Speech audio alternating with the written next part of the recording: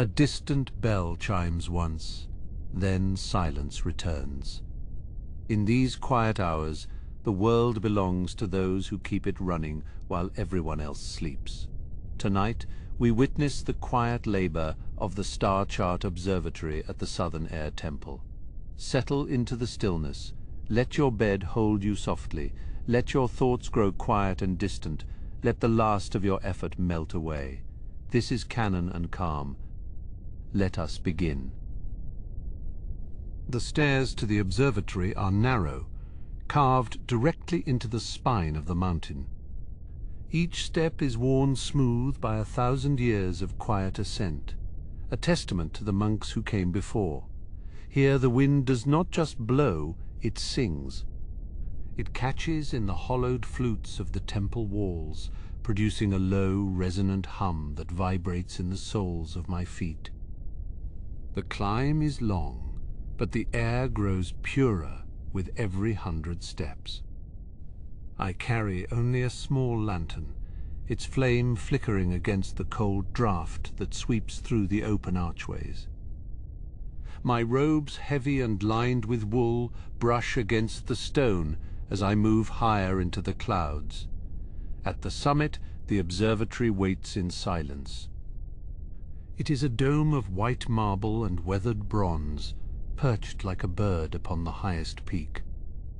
The doors are heavy, made of solid cedar and reinforced with iron bands that have rusted to a deep, earthy red. Inside, the space is vast and echoing.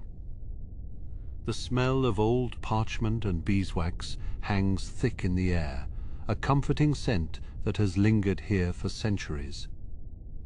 I set my lantern down on the central table, where the light spills over maps of the heavens. The first task of the night is always the same. I must open the great shutters to let the starlight in. The mechanism is ancient, a series of pulleys and counterweights that require a steady, rhythmic pull. Slowly, the roof begins to part. The sound of stone sliding over stone is a deep, grinding bass note that fills the chamber. A sliver of the night sky appears, dark and velvet, dusted with 1,000,000 points of light. The cold rushes in immediately, a bracing reminder of our height. I pull my shawl tighter around my shoulders and wait for the air to settle. The stars do not flicker up here. They burn with a steady, unwavering clarity. I move to the primary armillary sphere, its rings interlocking like the gears of a great clock. It is made of polished brass, though the sections most often touched by hands are dull and dark. I check the alignment of the horizon ring, ensuring it sits perfectly level. The stars are shifting, as they always do, following the grand design of the celestial sphere. Tonight, the constellation of the flying bison is high in the northern quadrant. I must record its exact position before the moon rises too high and washes out the fainter stars. I dip my brush into the stone inkwell, the black liquid thick and glossy. The paper is handmade, textured with small flecks of dried grass and mountain flowers. I make the first mark, a single precise dot on the fresh scroll. There is a quiet joy in this work, a sense of being a small part of a much larger story. The monks who built this place understood that to know the world, one must first know the sky. They watched these same stars centuries ago and left their notes for us to find. I find a stack of older scrolls tucked into a cedar cubby. They are yellowed with age, the edges brittle and curled. I handle them with great care, laying them out on the wooden desk to compare the current readings with those from 50 years ago. The ink on the old scrolls has faded to a soft charcoal grey. I trace the lines with my finger, feeling the slight indentation where the brush pressed into the paper. It is a connection across time. A conversation held in the language of the stars. Outside, a cloud drifts lazily across the face of the moon. The light in the room shifts, turning from warm gold to a cool, ethereal silver. The shadows of the instruments lengthen, stretching across the floor like the fingers of a giant. I take a moment to breathe, closing my eyes and listening to the temple. Somewhere far below, a bell tolls the midnight hour. The sound is muffled by the distance and the wind, a lonely, haunting chime that ripples through the thin air. The wind chimes on the balcony begin to stir. They are made of hollow bamboo and seashells, a gift from the Eastern Temple. Their song is light and erratic, a playful counterpoint to the heavy, steady hum of the mountains. I move to the smaller telescope, its lens crafted from the purest quartz. I must clean it before the next observation. I use a piece of soft, undyed silk, moving in slow, circular motions to remove the thin layer of frost that has begun to form. The glass is cold against my knuckles, but the silk is smooth and warm. I can see my own reflection for a brief second, a ghost in the dark, before the lens becomes clear once more. The world through the glass is sharp and magnified. I peer through the eyepiece, adjusting the focus with a small brass thumbscrew. The moon comes into view, its craters and plains vivid and stark. It looks like a desert of white sand, silent and still in the vastness of space. I note the position of the lunar shadows. They move with an agonizing slowness, a reminder that time is always passing, even when it feels like the world has stopped. I record the measurements in the ledger, the scratching of my nib the only sound in the room. My tea has grown cold in the cup, but I drink it anyway. It is bitter and earthy, made from the roots that grow in the crevices of the lower cliffs. It keeps my mind sharp and my senses keen against the creeping fatigue of the night. I walk to the edge of the observation deck, where there is no railing, only a low stone lip. The drop is thousands of feet, a sheer plunge into the mist and the darkness. I do not feel fear, only a profound sense of peace. The mountains below are like waves in a frozen ocean. Their peaks are capped with ice that glimmers in the moonlight, jagged and beautiful. This is the world as the sky sees it, vast and indifferent to the struggles of those below. I return to the center of the room to adjust the great lens. It sits on a pivot of oiled wood, turning with a soft, sliding hiss. I aim it toward the southern horizon, searching for the red star that signals the change of the season. It is there, a tiny spark of crimson low in the sky. It is the eye of the fire dragon, a star that only appears when the winter begins to fade. Its presence means that soon the snows will melt and the valleys will turn green once more.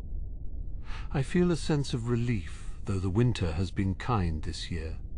The cycles of the world are dependable, a source of comfort in an ever-changing life. I make a special note of the red star, highlighting it with a wash of pale cinnabar. The lantern is burning low, the oil nearly spent.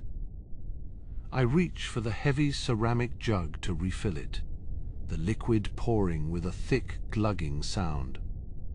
The smell of the oil is sharp and pungent, cutting through the sweetness of the incense.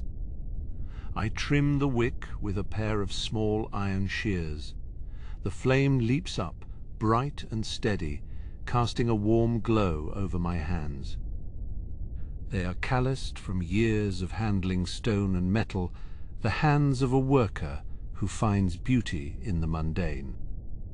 I spend the next hour cross-referencing the star maps with the celestial globe.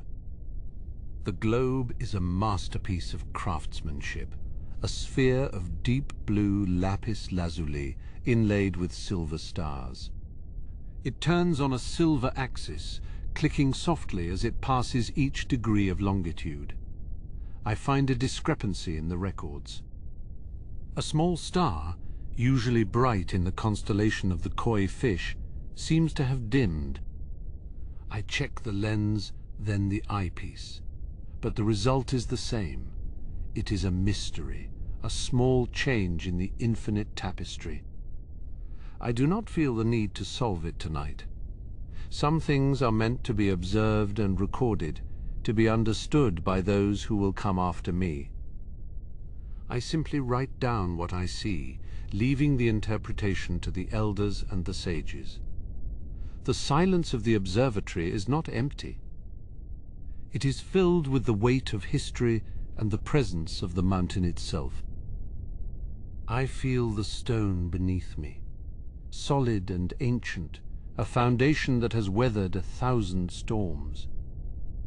I move to the corner where a small shrine is tucked into an alcove.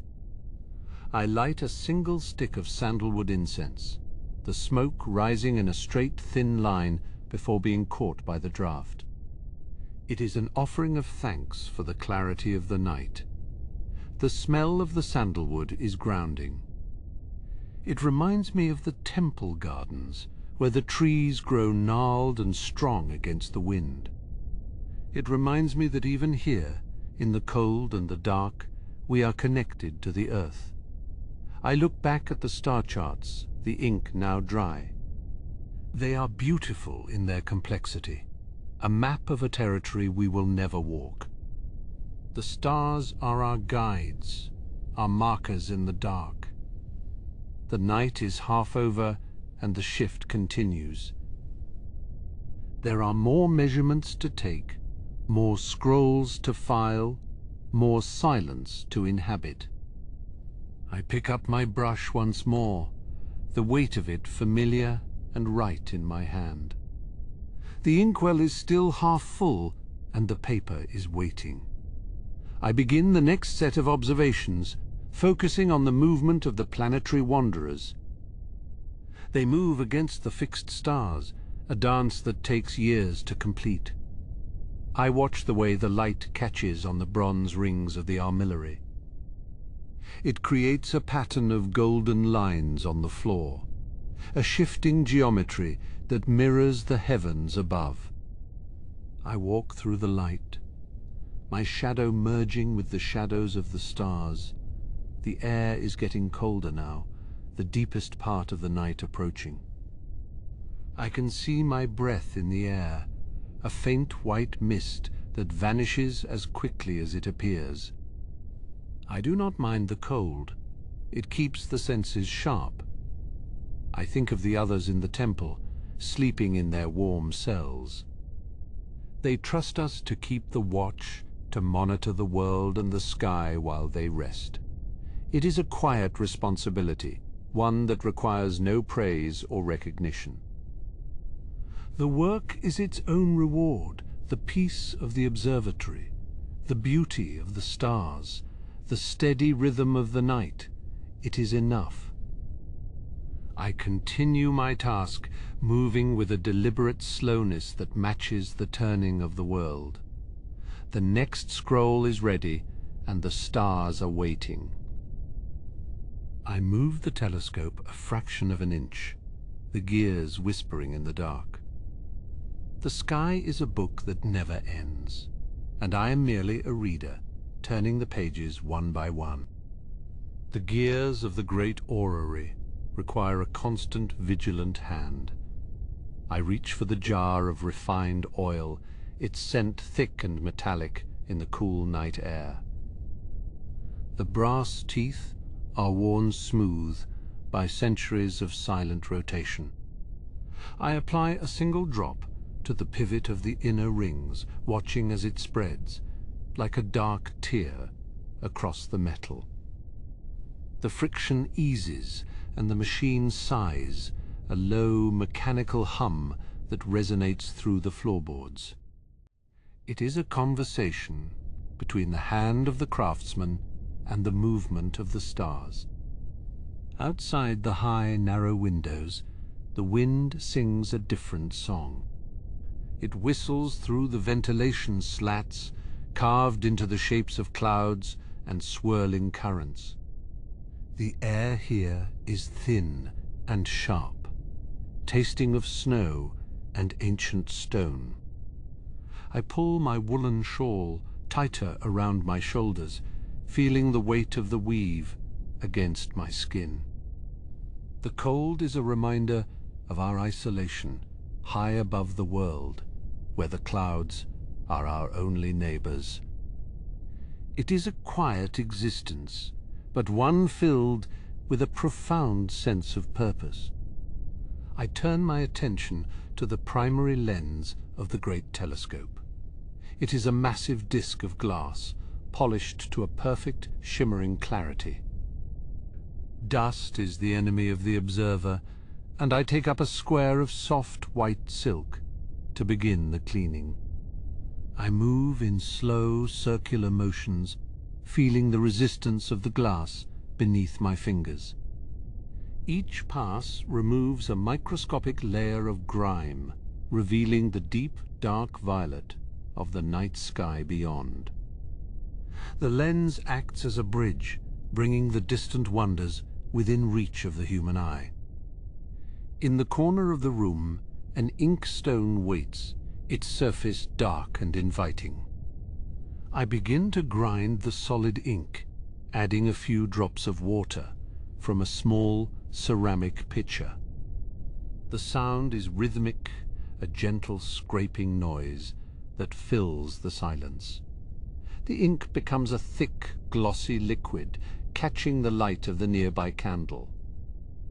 This is the medium through which the stars are translated onto the page. Every stroke of the brush is a commitment, a permanent record of a fleeting moment in the celestial dance. I move to the archives, where rows of scrolls are tucked into honeycomb shelves. Each one is labeled in a fine, delicate hand, detailing the movements of the heavens over hundreds of years. The paper is old and brittle, smelling of dried grass and wood smoke. I run my fingers along the edges of the cylinders, feeling the texture of the parchment. These are the memories of the temple, a collective wisdom that spans generations. We are merely the current keepers of a flame that has burned since the beginning of time. On the floor, a vast mosaic of the 4 nations is laid out in colored stone. It is worn in places where the feet of many watchers have paced the night away. I stand in the center where the southern air temple is marked by a single white tile. From here the world seems small, a collection of islands and continents floating in a vast blue sea. But above us the world is infinite, a tapestry of light and shadow that defies comprehension. It is a humbling perspective, one that makes our earthly troubles seem insignificant. I light a fresh candle, the flame flickering in the subtle drafts of the room. The wax begins to melt, forming a small pool of translucent liquid at the base of the wick. The light casts long, distorted shadows across the walls, making the stone carvings seem to move. The figures of ancient sages look down from the friezes, their expressions calm and knowing. They have seen the same stars and felt the same cold, and their presence is a comfort in the solitude of the night. I return to the telescope, peering through the eyepiece at the constellation of the great bison. Its stars are bright and steady, forming the familiar shape of the creature that carries our people through the skies. I adjust the fine-tuning knobs, the brass clicking softly as the image comes into focus. I can see the faint nebulous glow around the central star, a cloud of stardust that spans light years. It is a sight that never fails to inspire a sense of wonder, a reminder of the beauty that exists beyond our reach. In the distance, I hear the low, resonant call of a sky bison drifting up from the lower stables. It is a sound of home, a deep vibration that settles in the chest. The animals are restless, perhaps sensing the shift in the mountain air. I pause to listen, the sound echoing against the stone cliffs, before fading into the wind. It is a reminder that we are not alone on this mountain, that life continues in its quiet, rhythmic way, even while the rest of the world is asleep. I take up my brush and begin to record the position of the planets. The ink flows smoothly onto the paper, creating dark, precise lines. I work with a steady hand, focusing on the alignment of the celestial bodies. Each measurement is a piece of a larger puzzle, a contribution to the ongoing study of the universe. The work is slow and meticulous, but there is a satisfaction in the precision of it. It is a way of bringing order to the chaos of the night. The water clock in the center of the room drips with a steady, rhythmic pulse. It is the heartbeat of the observatory, a constant reminder of the passage of time. I watch as a single drop falls into the basin, creating a series of concentric ripples. Time here is measured not in hours, but in the movement of stars and the flow of water. It is a slower pace, one that allows for reflection and contemplation. The night is a vast, empty space, and we are the ones who fill it with meaning. I move to the outer balcony, the air hitting my face with a sudden, bracing chill. The stars are so bright here, they seem to pulse with a life of their own. I can see the distant peaks of the Patola Mountains, their snow-capped summits glowing in the starlight. The world below is hidden in shadow, a sea of darkness that stretches to the horizon. Up here we are closer to the heavens than to the earth, a bridge between two worlds. I find a small wooden stool and sit for a moment, letting my eyes adjust to the darkness. The silence of the mountain is absolute, broken only by the occasional distant crack of shifting ice. It is a silence that demands respect, a stillness that invites the soul to listen. I breathe deeply, the cold air filling my lungs, and feel a sense of peace wash over me.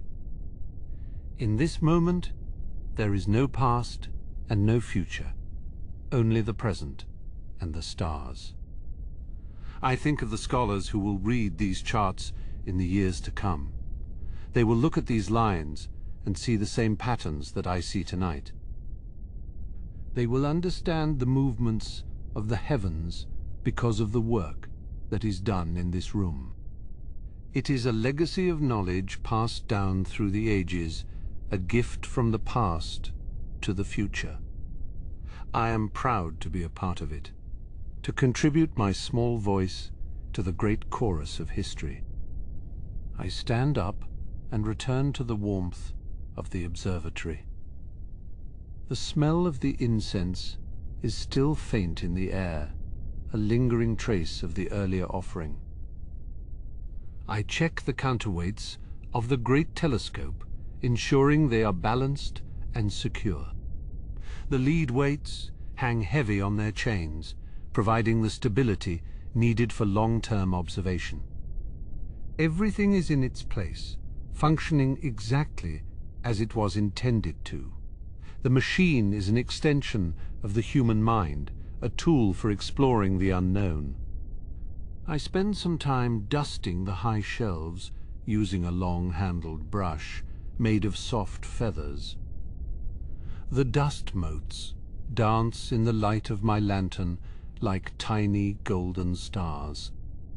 It is a mundane task, but one that is necessary for the preservation of the archives. I move carefully, mindful of the delicate scrolls and the ancient wood. Every corner of this room holds a story, a fragment of the temple's long and storied past. To care for this place is to care for the memory of our people. I stop to examine a bronze armillary sphere, its rings interlocking in a complex three-dimensional map.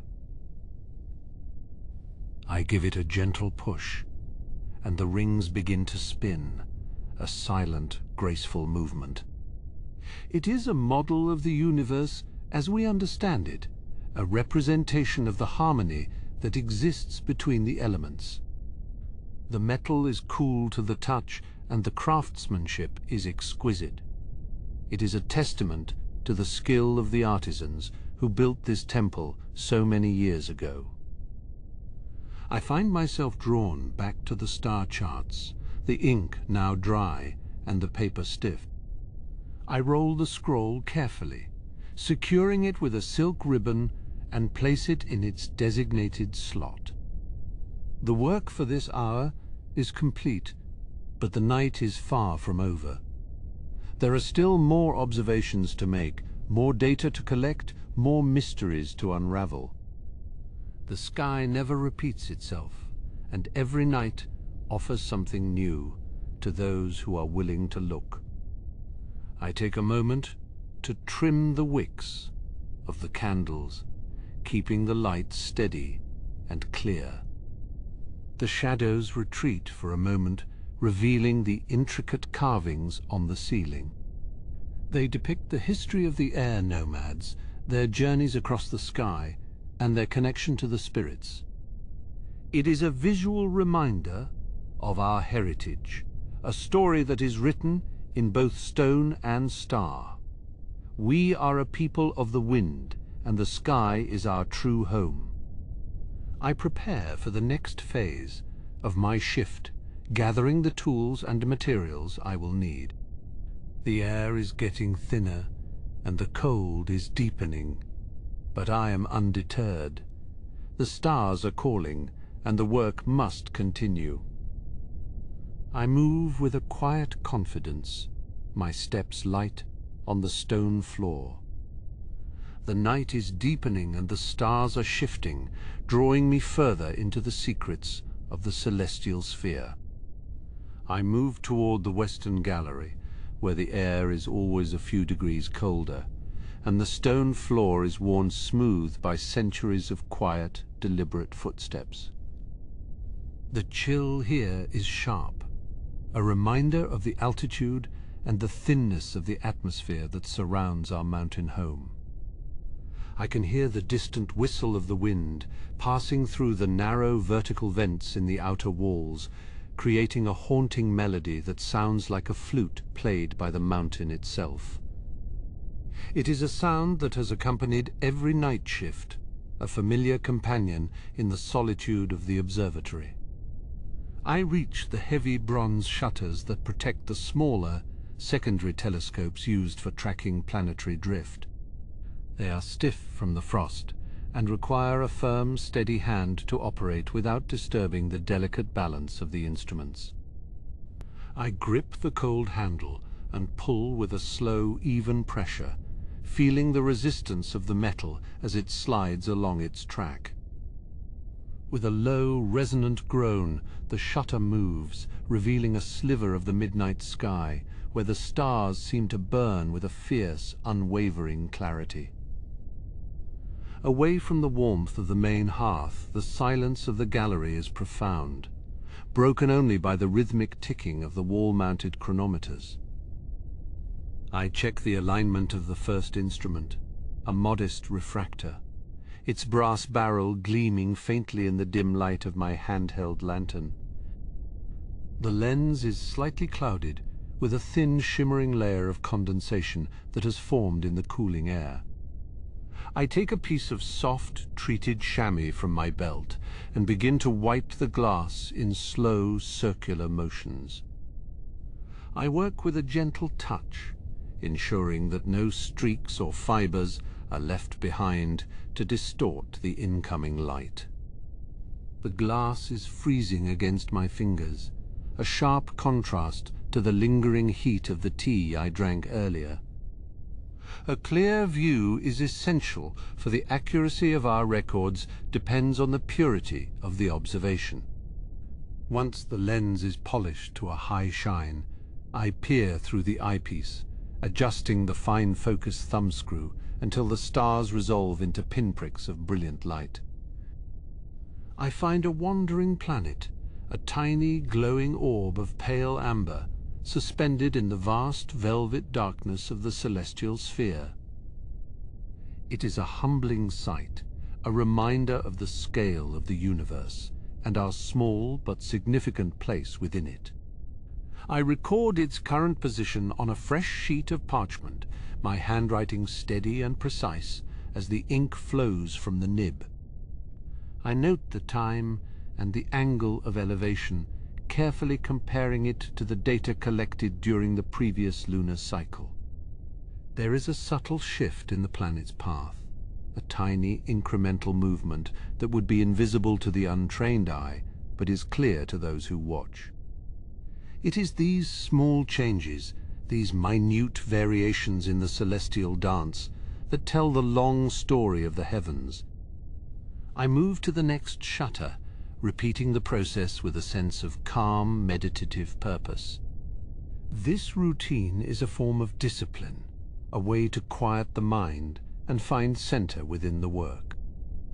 I am alone in this gallery, yet I do not feel the weight of loneliness, for the stars are my constant companions. I can feel the energy of the temple pulsing through the stone beneath my feet, a living connection to the monks who stood here long before me. It is a sacred responsibility to maintain this observatory, to keep the watch when the rest of the world is asleep. I take pride in the precision of my tasks, knowing that every measurement contributes to the collective wisdom of our people. I head down the narrow spiral staircase, descending into the lower levels where the great clockwork mechanism is housed.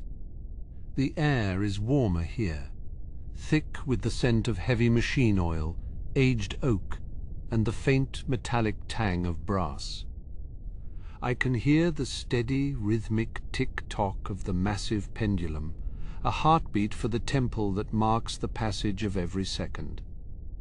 It is the heart of the observatory, the mechanical engine that drives our synchronized observations across the 4 temples. I check the tension of the main drive spring, ensuring that it is properly wound and providing a consistent flow of power. The gears are massive, their hand-cut teeth interlocking with a perfect mathematical precision that has lasted for generations. I apply a few drops of refined oil to the primary bearings, watching as the liquid coats the metal in a shimmering protective film. The mechanism responds with a smoother, quieter sound, a satisfied hum that resonates through the floorboards. I spend some time inspecting the various dials and gauges that monitor the internal environment of the observatory towers. The mercury in the atmospheric pressure gauge shows a slight downward trend, indicating a potential change in the mountain weather. I make a note of this in the heavy, leather-bound logbook, wondering if the morning will bring a blanket of thick white clouds. For now, the sky remains clear, and the work continues without interruption from the elements.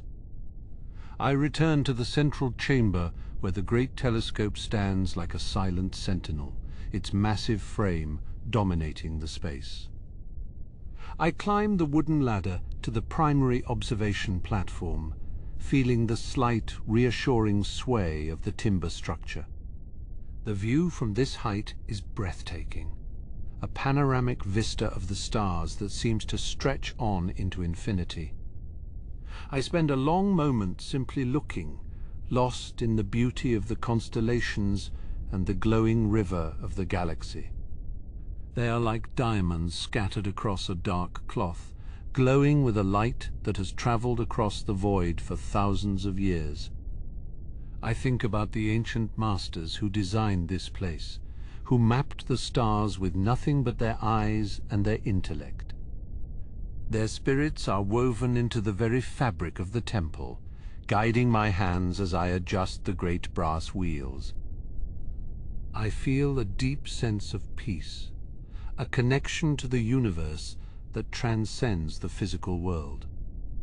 I am a small part of a much larger story, a single breath in the long history of the Sky Watchers. I am grateful for the silence of the night, for the opportunity to serve the temple in this quiet, essential way. I will continue my vigil, moving from instrument to instrument, until the first light of dawn touches the peaks. The stars are shifting, and the world is turning. But here in the observatory, there is a timeless, enduring order. I prepare the next set of star charts, laying them out on the slanted drafting table and securing them with heavy iron weights. The paper is thick and textured, handmade by the monks in the lower valley, and it holds the ink with a beautiful matte finish. I begin to plot the expected path of the great comet, a celestial event that occurs only once every 100 years.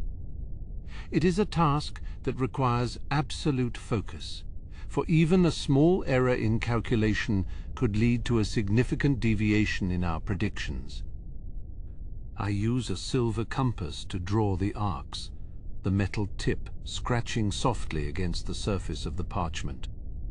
The sound is rhythmic and soothing, a small human noise in the vast silence of the hall. I consult the ancient archives, looking for references to the comet's last appearance, seeking patterns in the historical data. The knowledge of the past is a lamp that lights our way into the future, providing context for the phenomena we observe today. I pause to trim the wicks of the oil lamps, keeping the light steady and low to preserve my night vision. The shadows dance on the walls, playing across the intricate carvings of airbenders and flying bison that decorate the frieze. These stories are part of our identity, a reminder that we are a people of the wind and the sky. The work I do here is an extension of that heritage, a way to honor the elements that sustain us. I feel a slight draft from the southern portico, a sign that the wind is shifting as the night reaches its deepest point.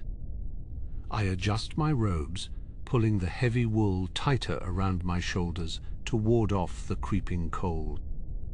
The temperature is dropping, but my spirit remains warm, fueled by the wonder of the discovery and the steady pace of the work.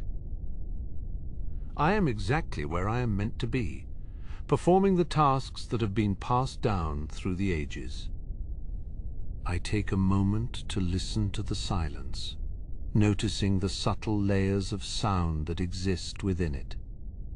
There is the creak of the wood, the hum of the gears, and the distant muffled roar of the mountain waterfalls. It is a symphony of the mundane, a collection of small details that form the backdrop of my life. I find beauty in these things, in the texture of the stone and the smell of the old books. I move to the altitude chimes, a series of tuned bronze tubes that ring when the air pressure reaches specific thresholds. I check the strikers, ensuring they are clear of any debris or ice that might dampen their sound. These chimes provide a constant auditory map of the atmosphere, alerting us to the subtle changes that affect our flight and our breath. I tap the smallest tube with a wooden mallet, listening as the pure, clear note rings out and fades slowly into the air. I begin the final calibration of the meridian circle, a specialized instrument for measuring the exact time a star passes through the local zenith. This requires a level of patience that can only be found in the deep hours of the night, when the world is still and the mind is clear. I wait for the star to approach the crosshairs, my finger resting lightly on the trigger of the recording device. The alignment must be perfect, a marriage of human perception and mechanical precision that bridges the gap between the earth and the heavens. The star glides past the meridian, a tiny spark of light that marks the passage of another hour. I record the coordinate in the heavy ledger, the ink still wet and shimmering under the lamp's glow. My hand is steady, though the air has grown colder as the night progresses. I turn my attention to the great orrery, the mechanical heart of this chamber. Its brass arms are long and elegant, holding spheres of polished stone that represent the wandering stars. I reach out and touch the sphere representing the Earth Kingdom, feeling the slight vibration of the internal clockwork. It is a slow, rhythmic pulse, like the heartbeat of the temple itself. I find the small oil can on the workbench, its metal surface worn smooth by decades of use. I apply a single careful drop to the central axis, watching as the liquid is drawn into the gears. The faint squeak of metal on metal vanishes, replaced by a silence so profound it seems to have its own weight. This is the quiet maintenance of the universe, one gear at a time. I move to the southern balcony to check the weather vanes, my boots clicking softly on the mosaic tiles. The air out here is sharp and thin, smelling of snow and the distant, salty tang of the sea. Below me, the clouds are a sea of white wool, illuminated from above by the waning moon. The temple's spires rise out of the mist, like the masts of ghost ships, silent and still in the midnight air. I check the tension on the silk cords that connect the vanes to the recording instruments inside. They are taut, vibrating slightly with the force of the high-altitude winds. These winds carry the stories of the world to us, whispering secrets of storms in the west and calms in the east. I adjust a brass tensioner, feeling the resistance of the metal against my fingers. Back inside, the warmth of the oil lamps is a welcome embrace. I sit at the drafting table, where a large map of the northern hemisphere is spread out. I use a fine-tipped quill to update the positions of the major constellations, my movements slow and deliberate. The ink flows smoothly, a dark river of knowledge across the pale parchment. I pause to listen to the sound of the wind through the temple's hollowed-out peaks. It is a low, mournful, flute-like drone that changes pitch as the wind shifts. To the uninitiated, it might sound like a haunting, but to us, it is a constant companion, a reminder of the element that sustains us. It is the breath of the world moving through the stone throat of our home. I pick up a small, hand-held quadrant, its silver scale glinting in the lamplight.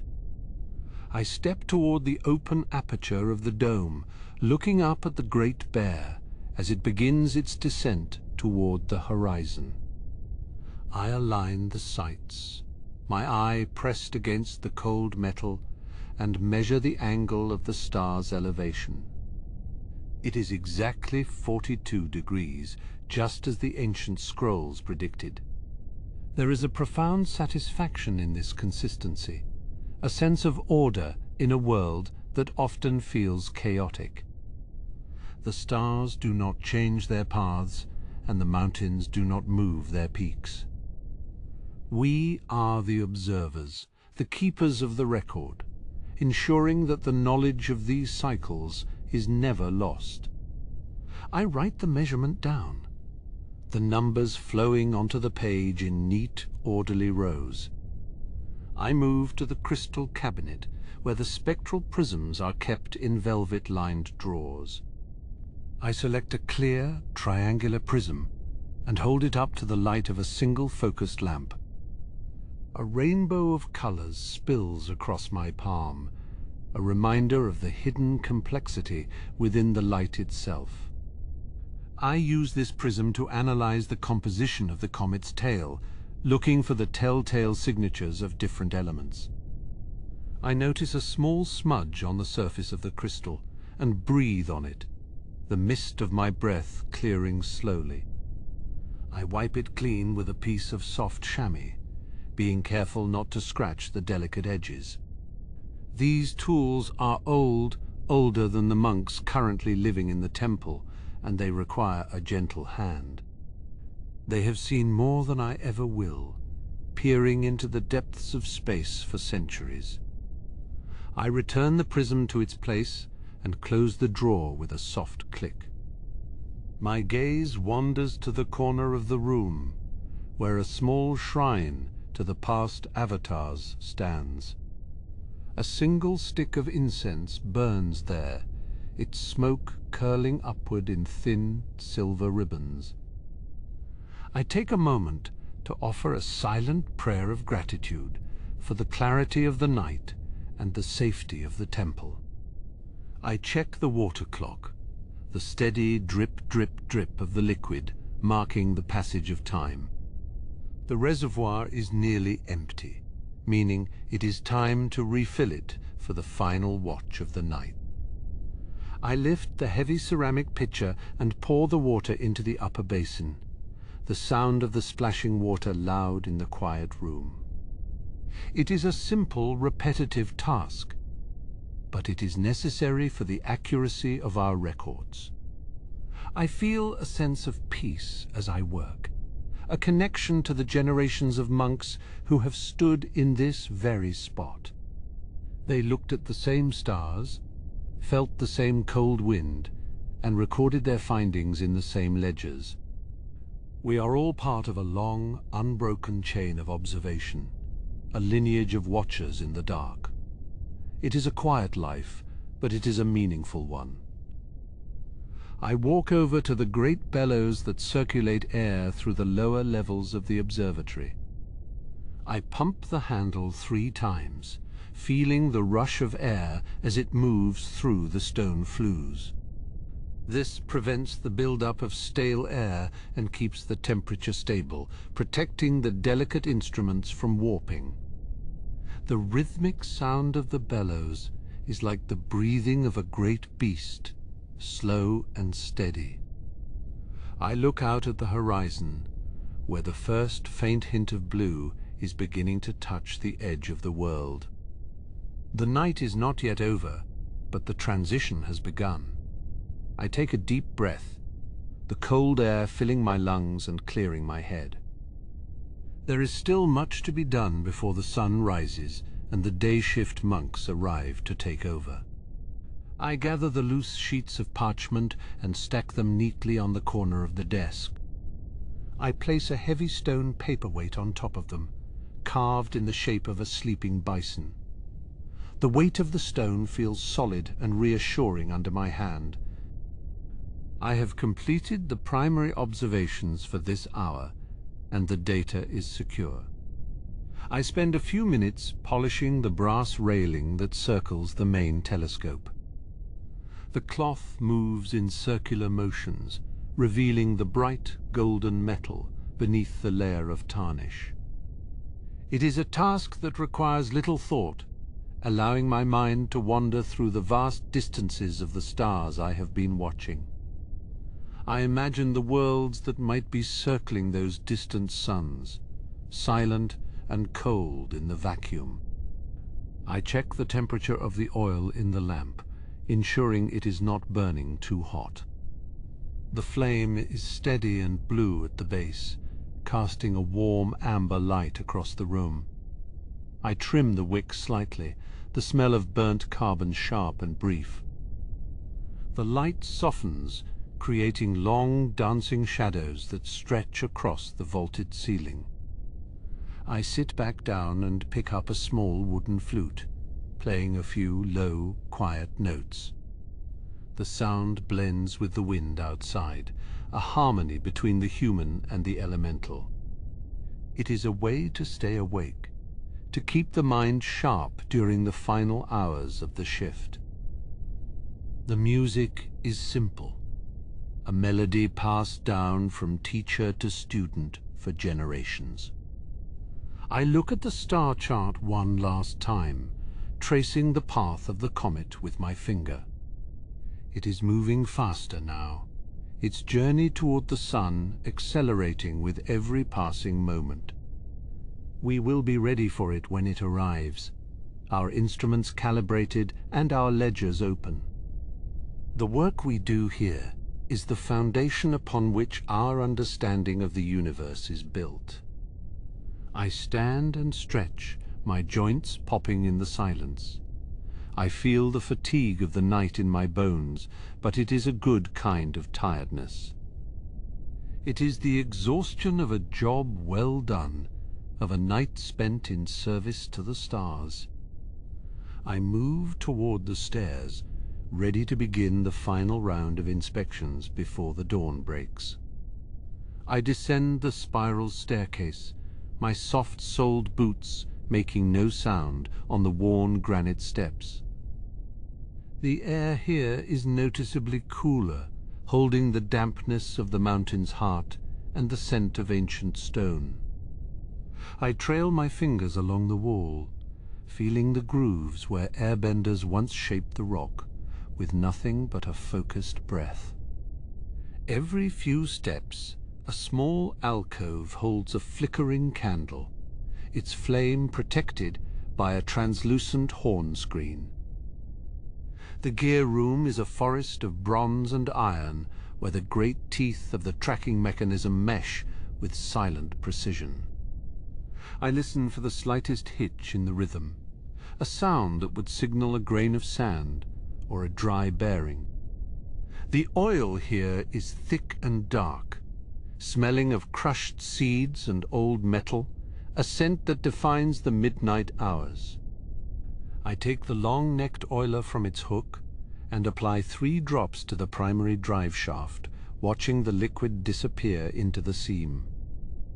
The sound of the mountain is louder down here, a low-frequency hum that vibrates in the soles of my feet.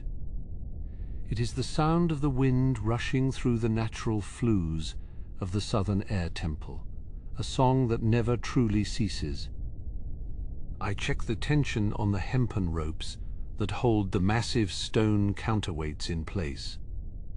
They are taut and rough to the touch, vibrating with the energy of the Earth's rotation. I move toward the secondary lens housing, where a smaller telescope tracks the movements of the lower planets. The brass is cold, and a light film of condensation has formed on the outer casing.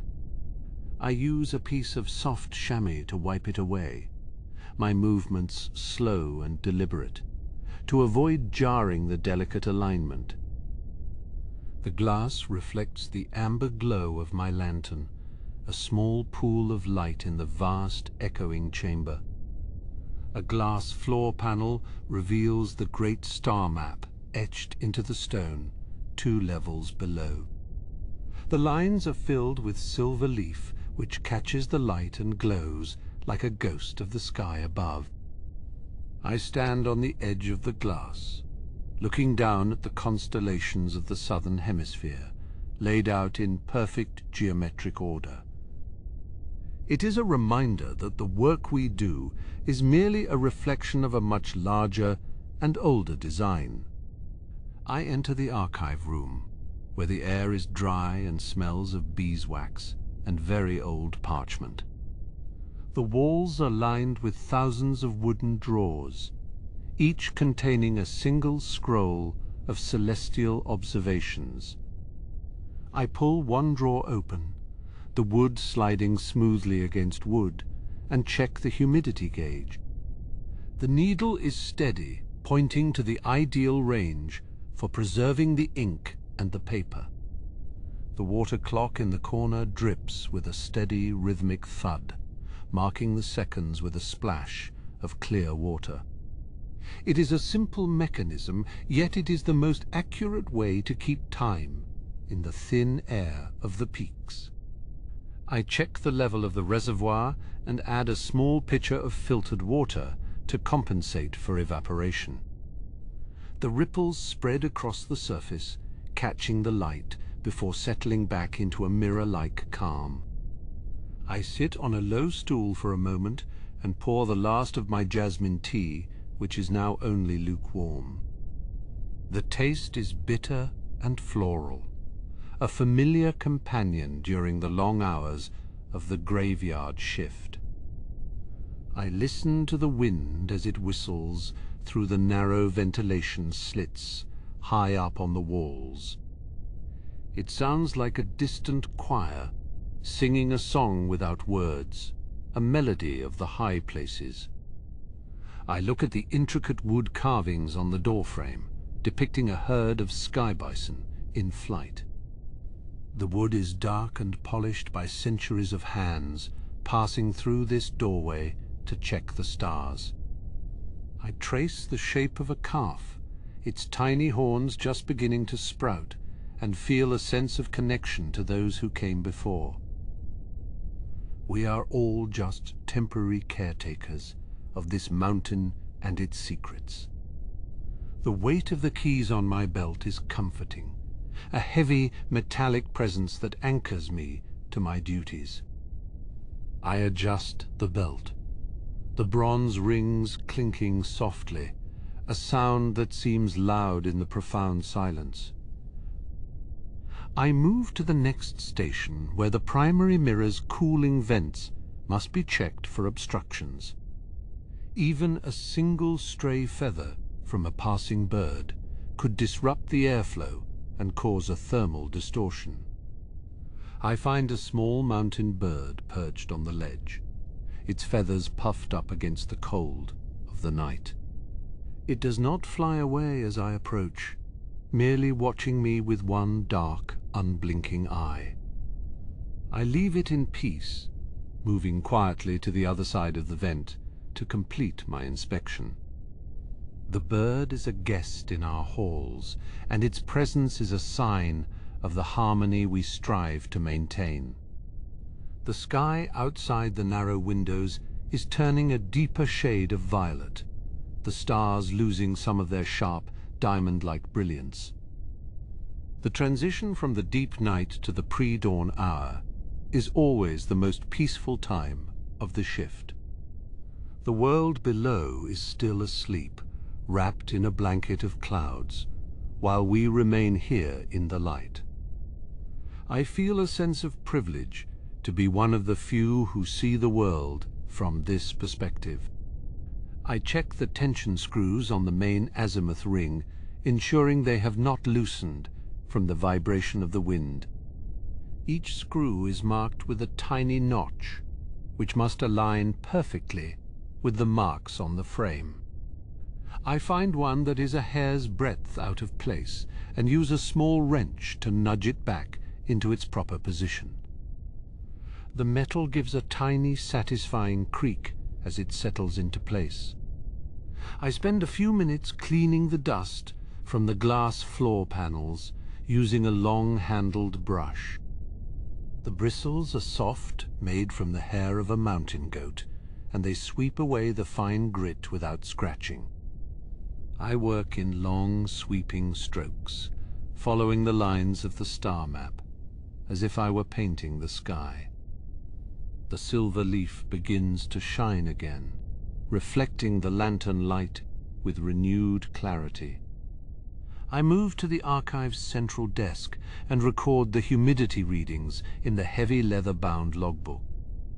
My handwriting is steady, the nib of the pen scratching softly against the thick cream-colored paper. I write out the numbers in full, ensuring there can be no mistake for those who will read this in the future. Accuracy is our greatest virtue and our most lasting legacy. The smell of the sea begins to drift up on the rising air currents, a salty tang that cuts through the scent of stone.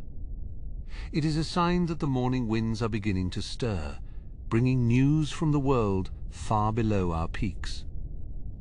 I close the logbook and place the pen in its holder, my hands feeling the smoothness of the polished wood.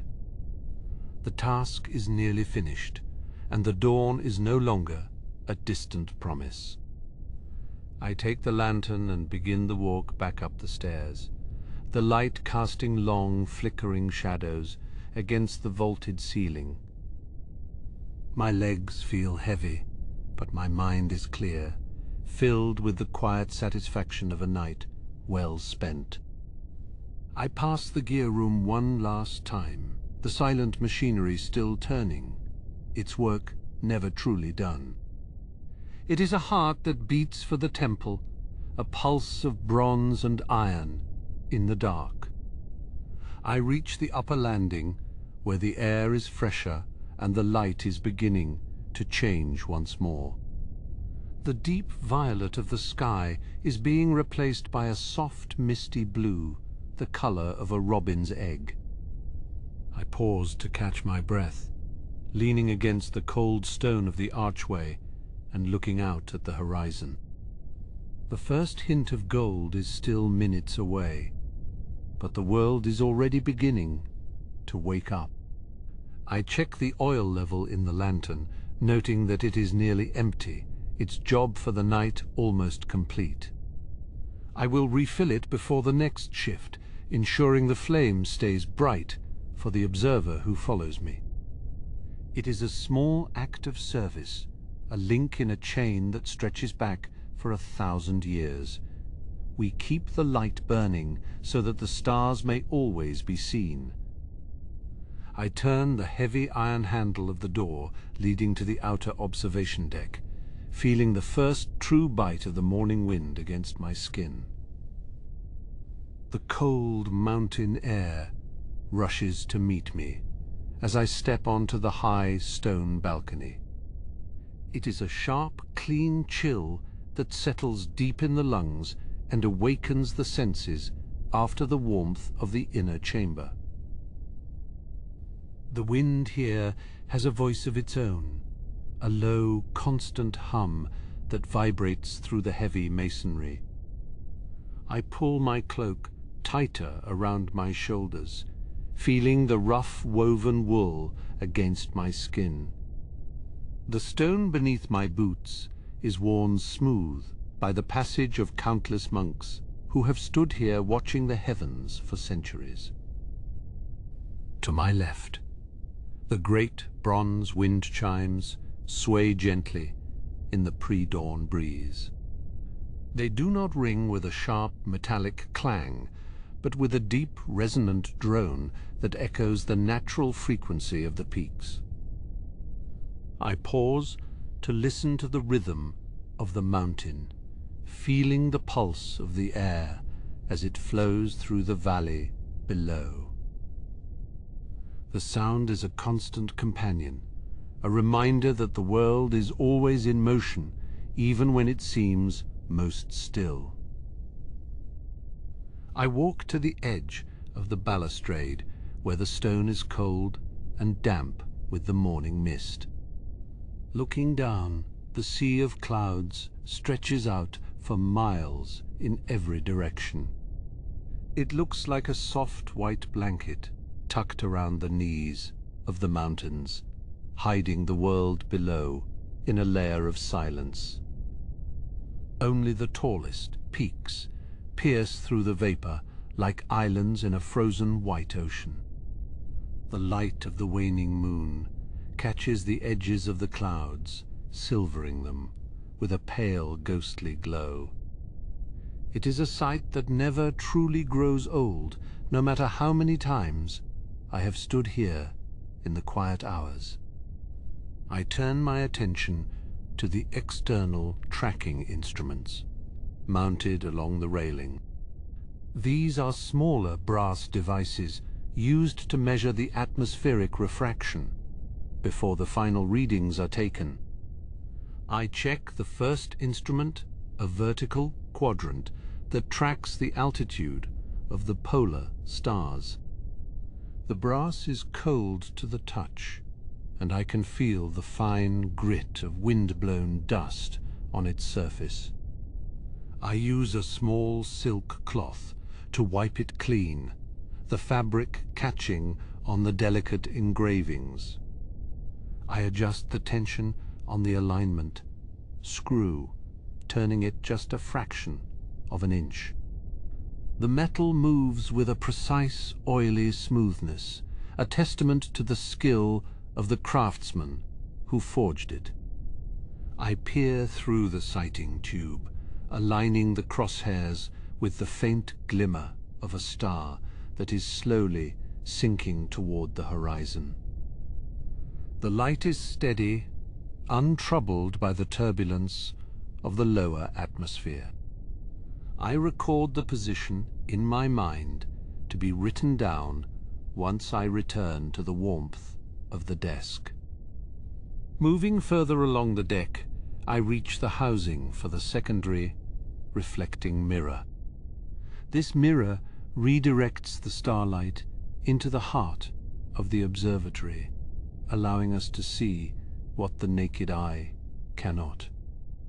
The housing is made of thick, weathered copper, which has turned a beautiful dusty green over the years.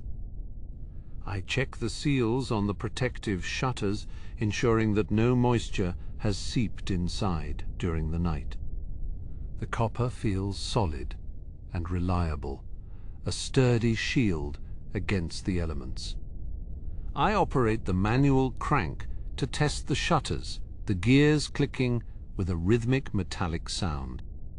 1, 2, 3, 4, 5, 6 clicks until the mechanism is fully engaged. The sound is amplified by the silence of the night, echoing off the high temple walls above me. I listen for any sign of friction or wear, but the machine is well maintained and silent in its duty. Satisfaction is a quiet thing found in the smooth operation of a well-oiled machine. High above the great stone dome of the observatory looms against the sky. Its surface is carved with intricate patterns of clouds and soaring bisons that seem to move as the shadows shift.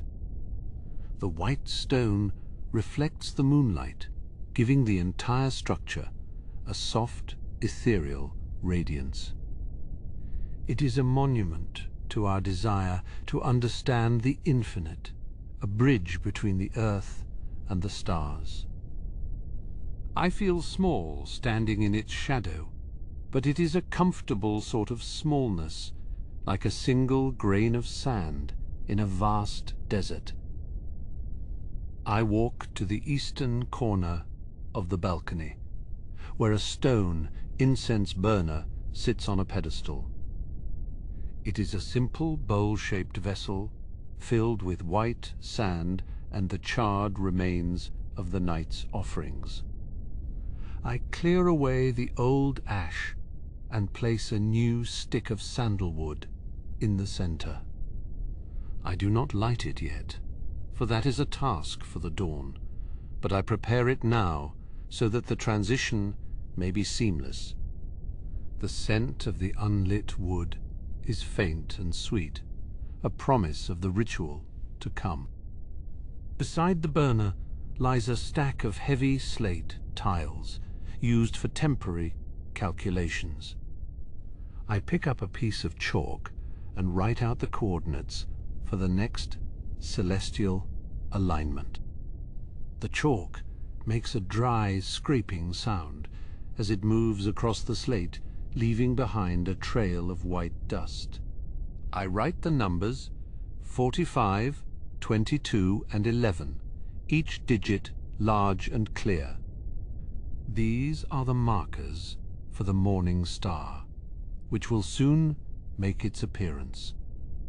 I pause to look at my hands, which are stained with the grey dust of the slate and the dark oil of the machines. They are the hands of a worker, a servant of the temple and the sky.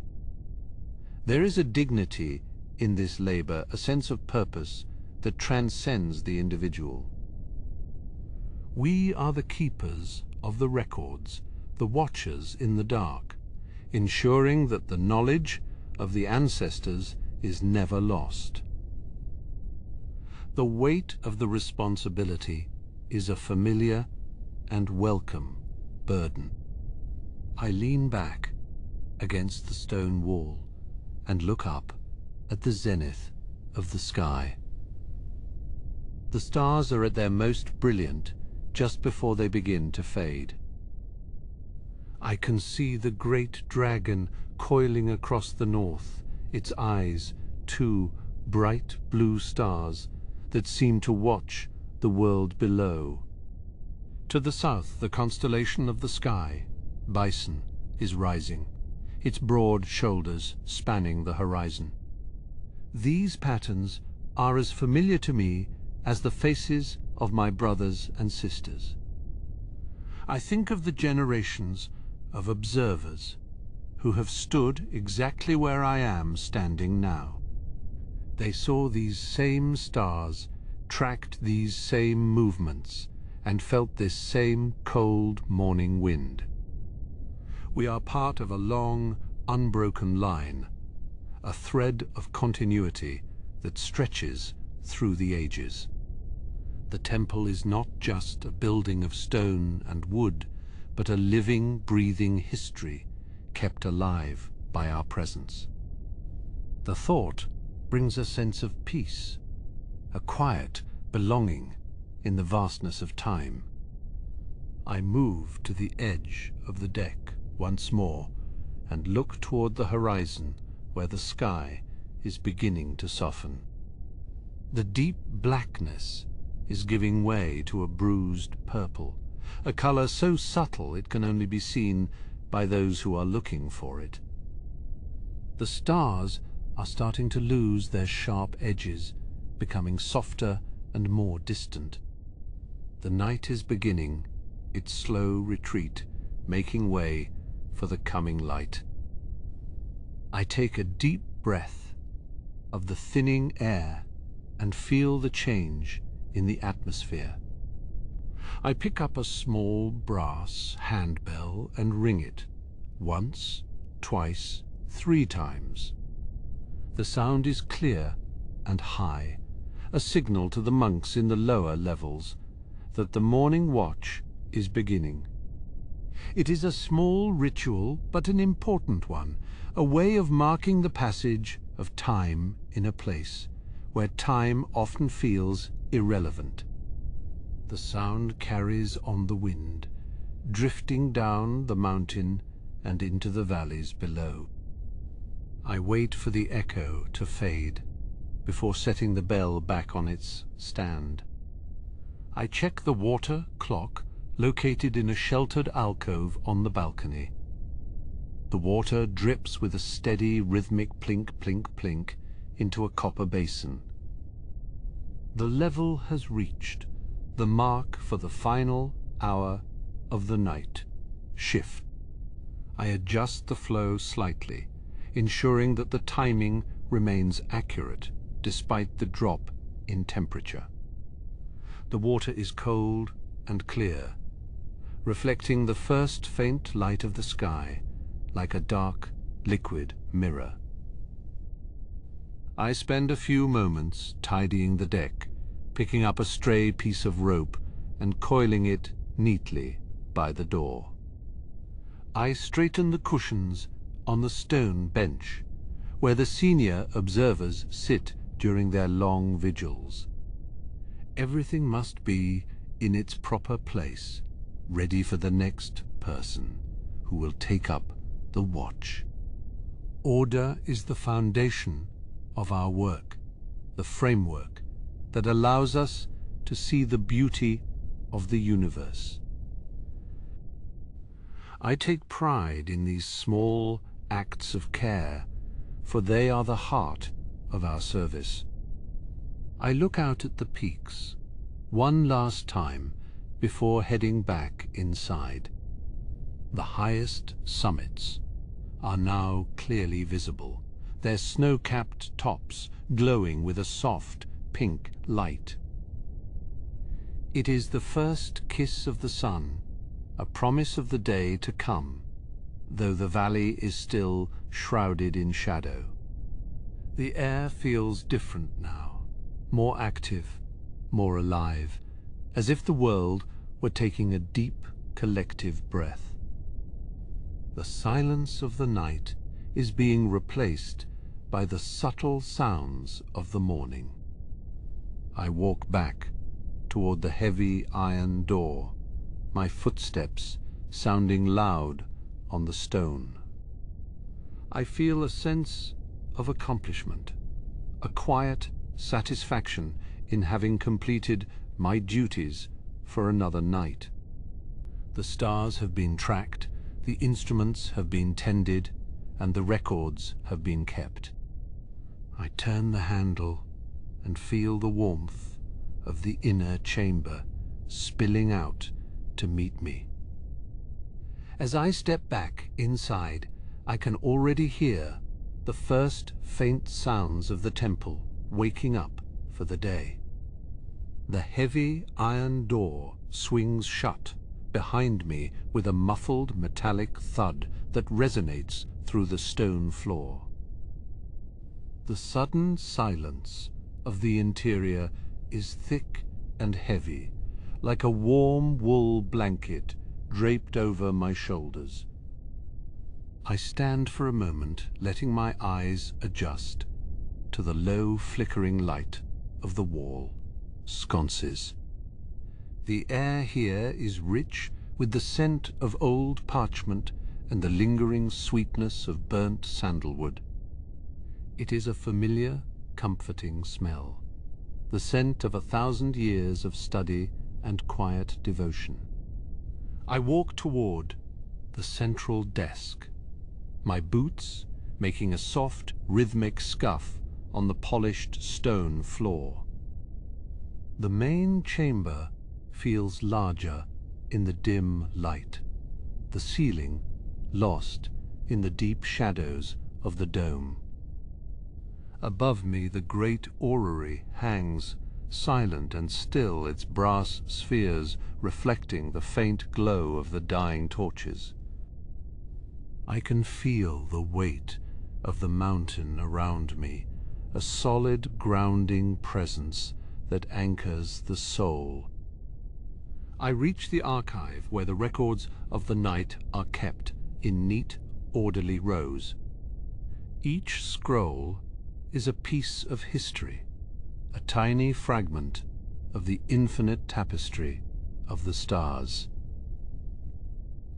I carefully place my charts into their designated slots, ensuring that the labels are facing outward. The wood of the shelves is dark and smooth, worn by the touch of countless hands over the centuries. I run my fingers along the spines of the older volumes, feeling the texture of the leather and the faint indentation of the gold leaf. These are the works of the masters, the ones who first charted the heavens and gave us the knowledge we hold today. I feel a deep connection to them, a shared purpose that transcends the boundaries of time.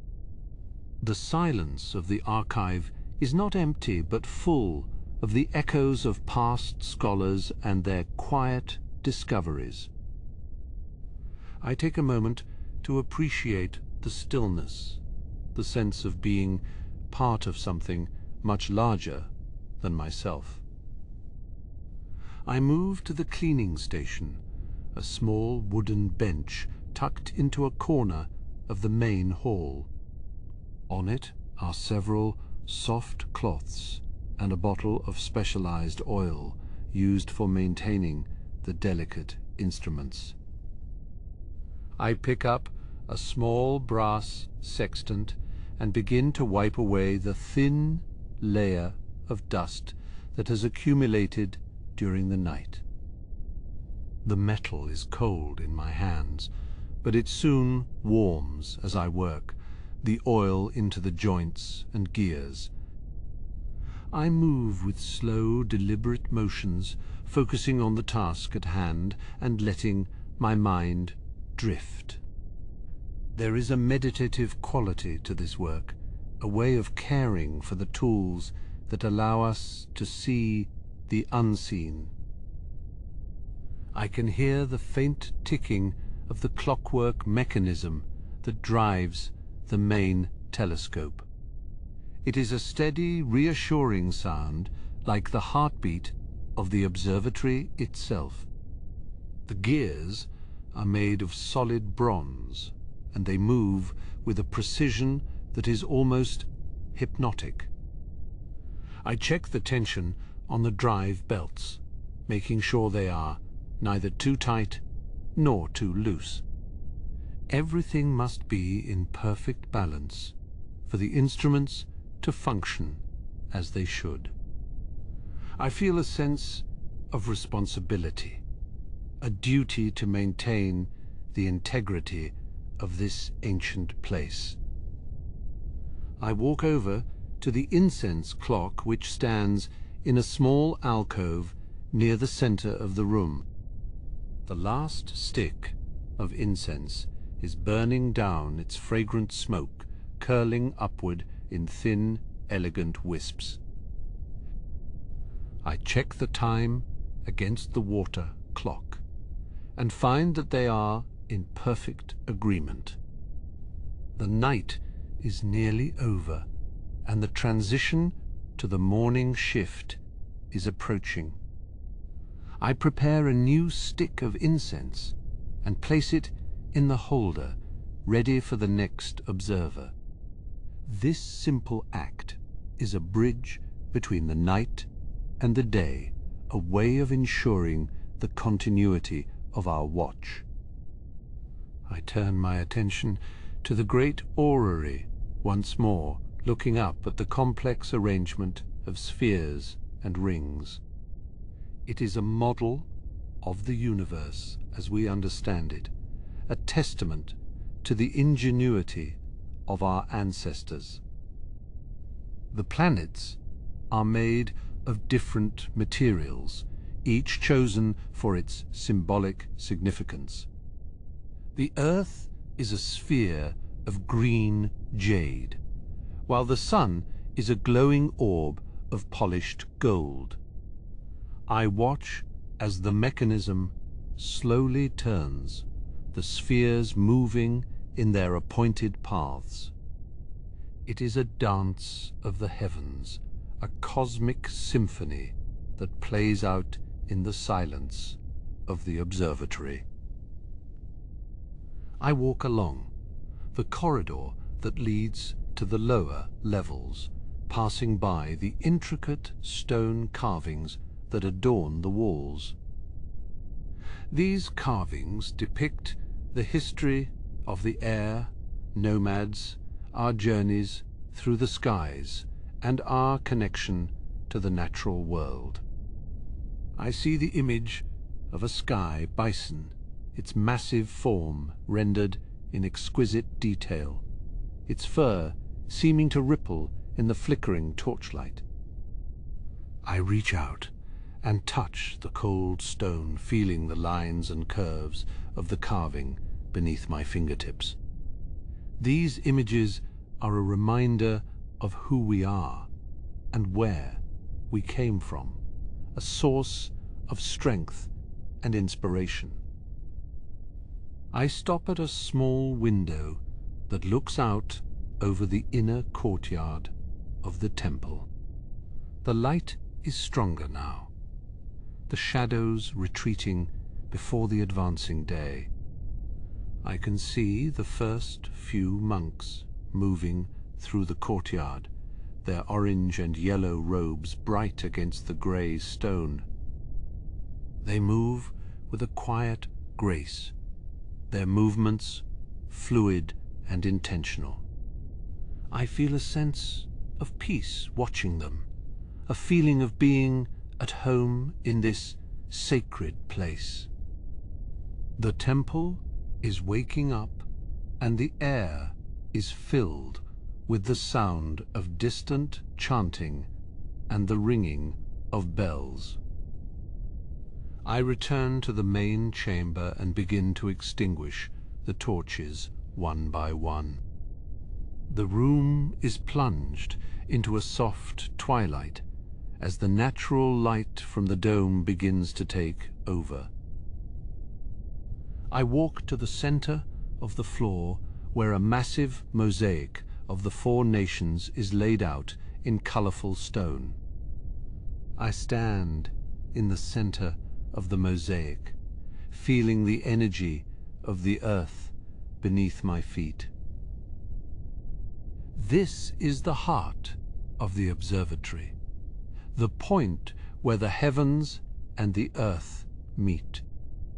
I take a deep breath and let it out, slowly, feeling a sense of completion. I check the main telescope one last time, ensuring that the lens is covered and the gears are locked. The great instrument stands silent and majestic, its long brass tube pointing toward the zenith. It has served us well through the night, revealing the secrets of the stars and the mysteries of the deep space. I feel a sense of gratitude for the opportunity to work with such a magnificent tool. I walk toward the exit, my footsteps echoing in the now quiet chamber. The transition is almost complete, and my work for the night is done. I reach for the handle of the heavy iron door and pause for a moment, looking back at the room. The light is pouring in from the dome, illuminating the dust motes that dance in the air. The orrery is glowing in the morning sun, its brass spheres shining like miniature stars.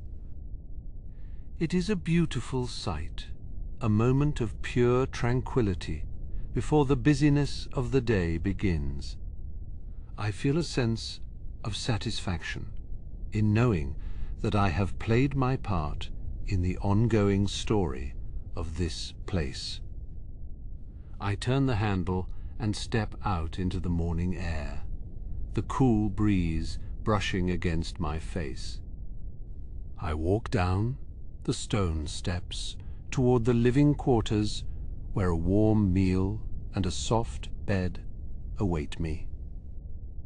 The temple is alive with activity now, the sounds of voices and laughter filling the air.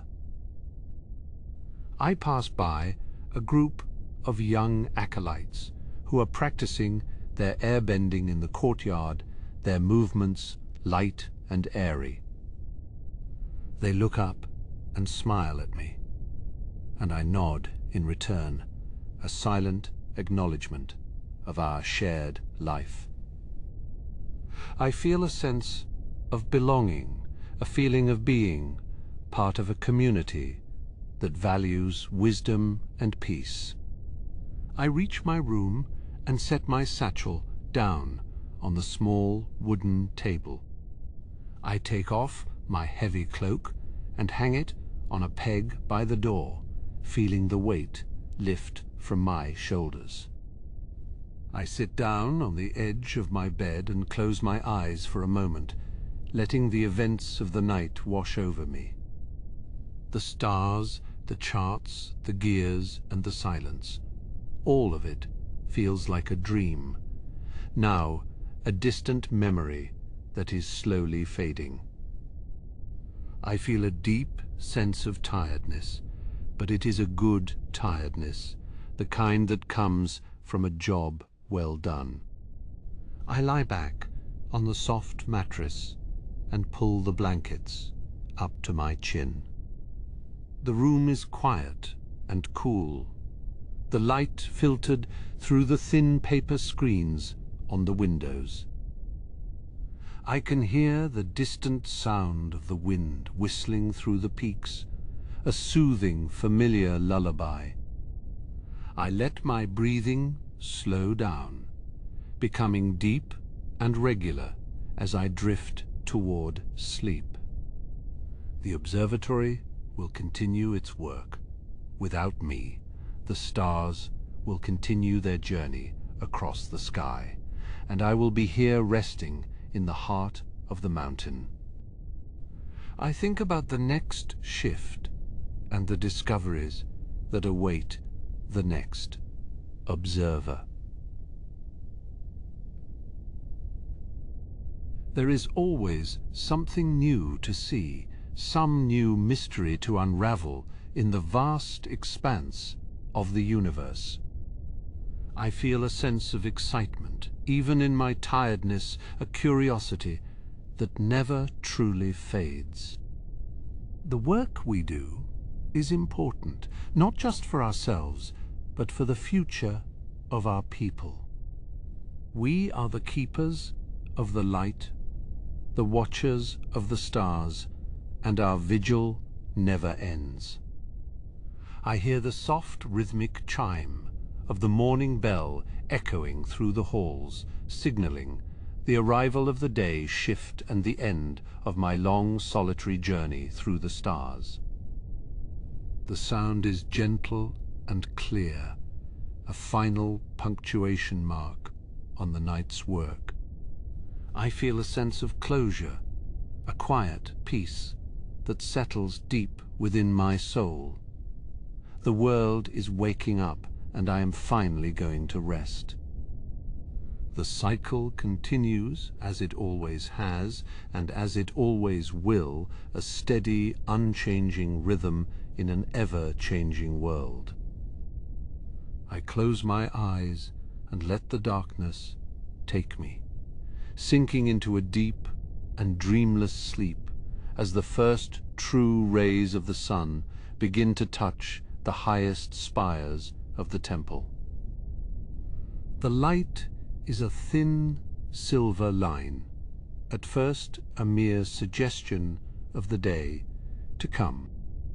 It creeps over the jagged horizon of the Patola, mountains touching the frozen peaks with a cold, pale luminescence. From my window I watch as the indigo of the night slowly dissolves into a soft, bruised purple, and then a dusty rose. The world is caught in that fragile moment between the stars and the sun, a time of absolute stillness, where even the wind seems to hold its breath. I can feel the temperature in the room shifting as the first true warmth of the morning begins to press against the thick stone walls. The air, which was once sharp and biting, is now softening, becoming heavy with the scent of damp earth and ancient pine.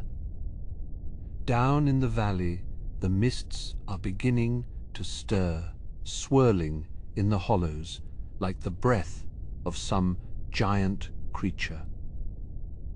They rise in slow, graceful columns, catching the light and turning into pillars of liquid gold. I hear the distant call of a mountain bird, a lonely, piercing sound that echoes through the canyons and fades into the vast open sky. It is a signal of sorts, a reminder that the day has its own rhythms, its own tasks, and its own quiet beauties. The sanctuary of the night is closing. its doors, and the world is being invited back into the light. Inside the observatory, the shadows are retreating, pulling back into the corners and under the heavy wooden benches. The great brass telescope, which felt like a living companion in the dark, now looks like a silent sentinel, its work finished for the time being.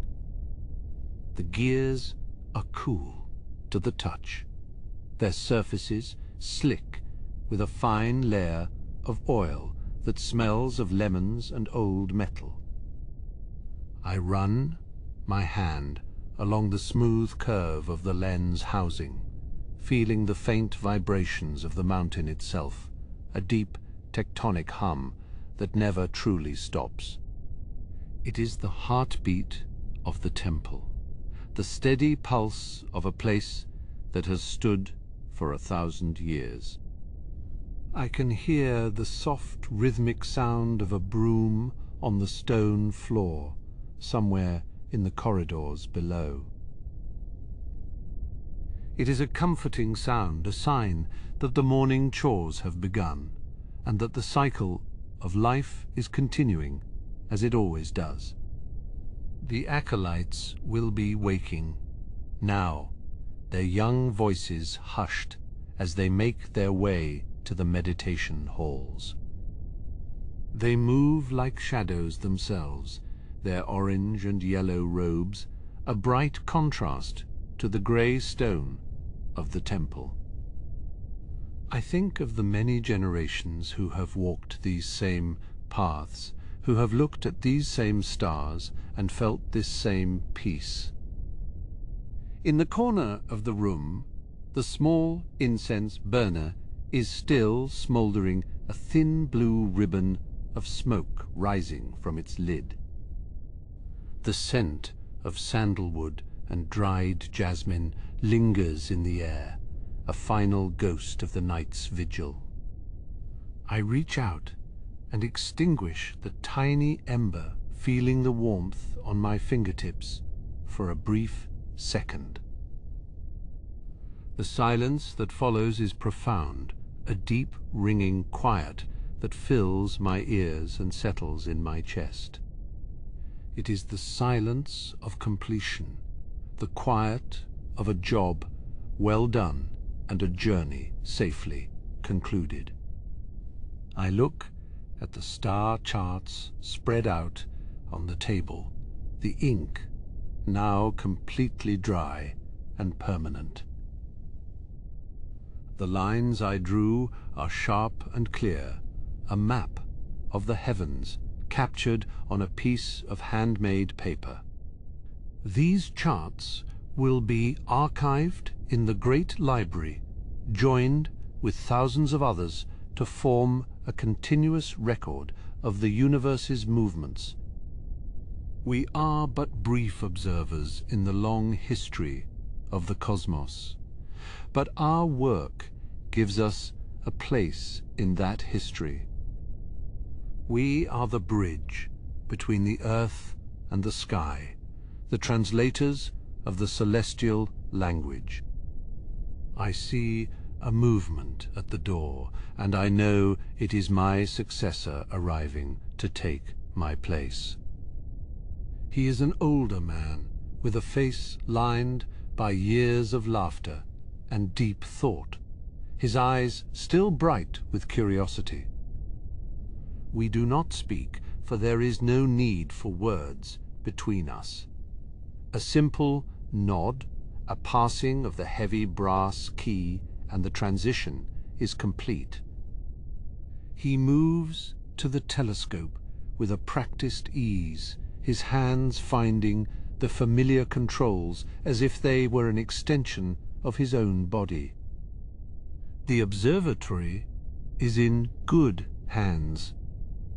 I walk out onto the balcony one last time, feeling the full strength of the morning sun on my face. The sky is a brilliant cloudless blue, a vast sapphire dome that stretches to the very edge of the world. I can see the white shapes of the flying bison beginning to rise from the lower terraces, their massive wings beating against the thin mountain air. They look like giant seeds drifting on the wind, moving with a grace that belies their size. It is a sight that never fails to stir my heart, a reminder of the freedom and the beauty of our way of life. I think about the night I have just spent and the secrets I have glimpsed in the darkness. The stars are still there, of course, hidden by the glare of the sun, but still shining with a constant, unwavering light.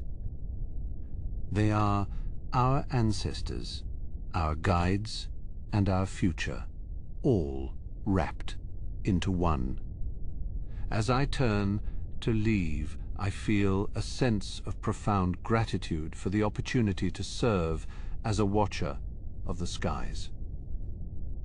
It is a humble task, but it is a sacred one, a way of honoring the great balance of the universe. My footsteps echo softly as I walk down the spiral staircase, the stone cool beneath my feet. The walls are decorated with ancient carvings depicting the history of the Air Nomads, their journeys across the 4 nations, and their deep connection to the spirit world. I pass by a small shrine where a single candle is burning, its flame steady and bright. I pause for a moment to offer a silent prayer for the safety of all travelers and the continued peace of our world. The flame flickers slightly as I move past, a tiny acknowledgement of my presence. I reach the main level of the temple, where the morning activity is in full swing.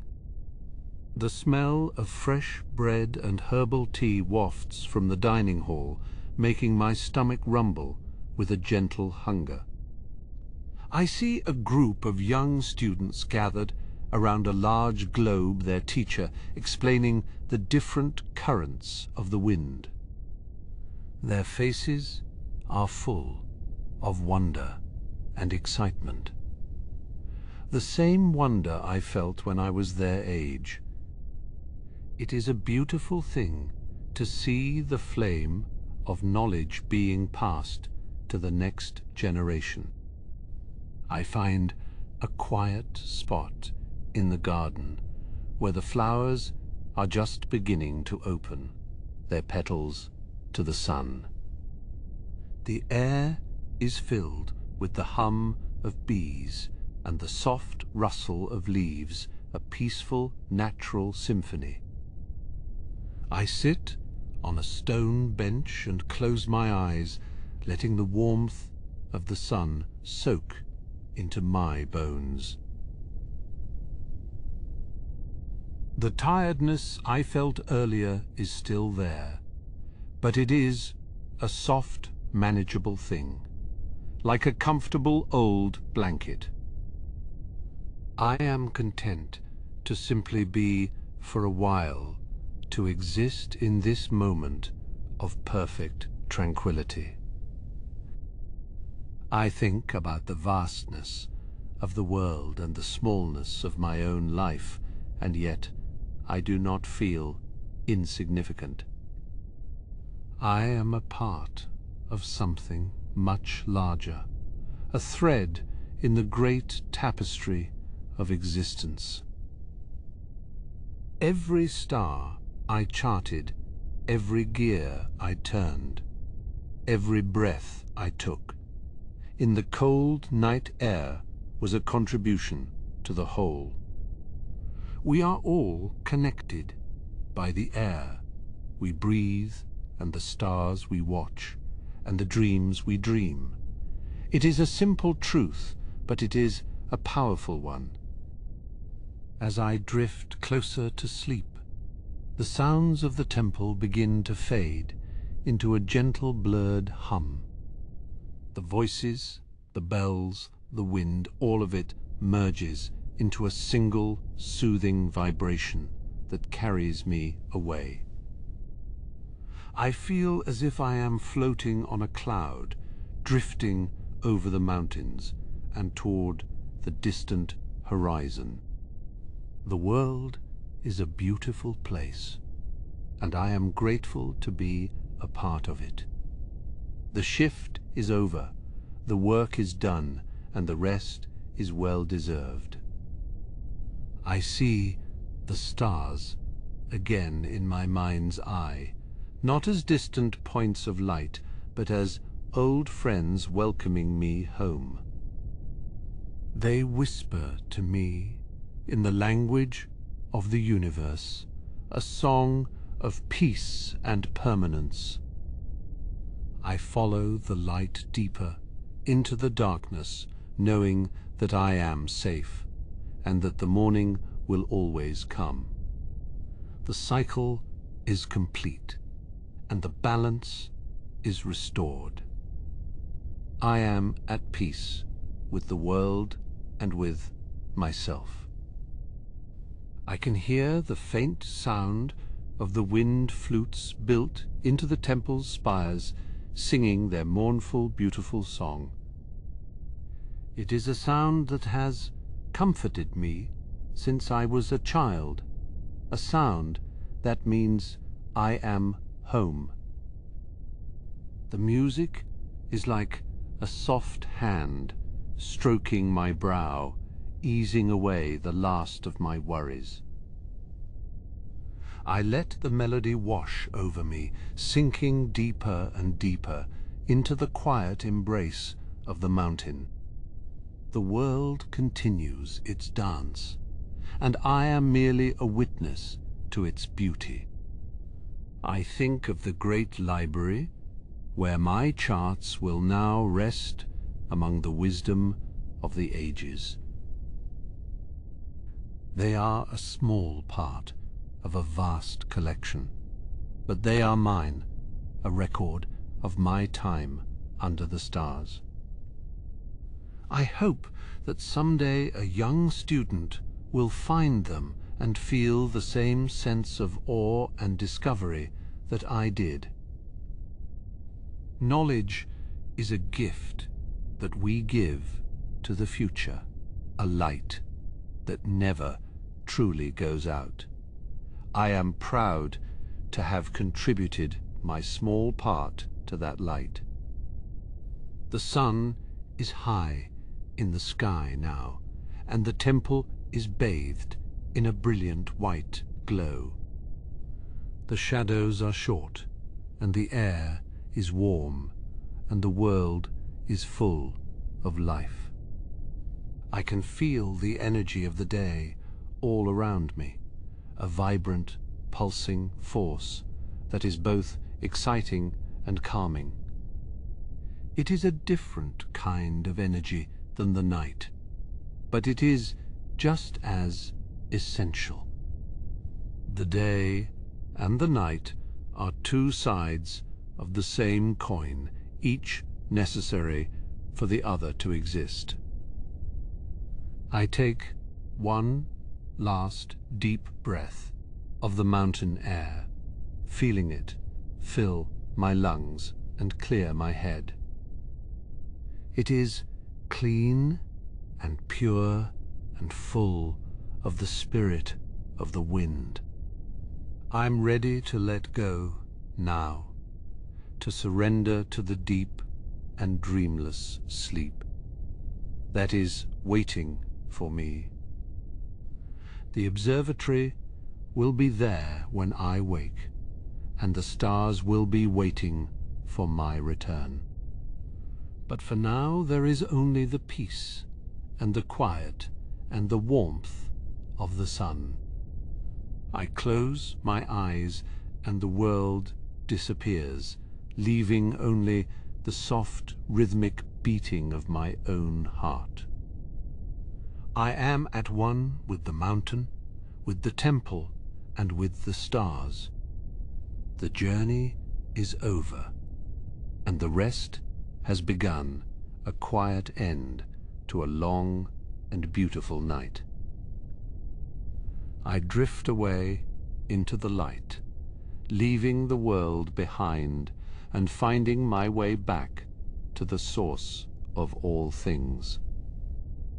Thank you for spending this evening with me. Until next time on Canon and Calm, sleep well.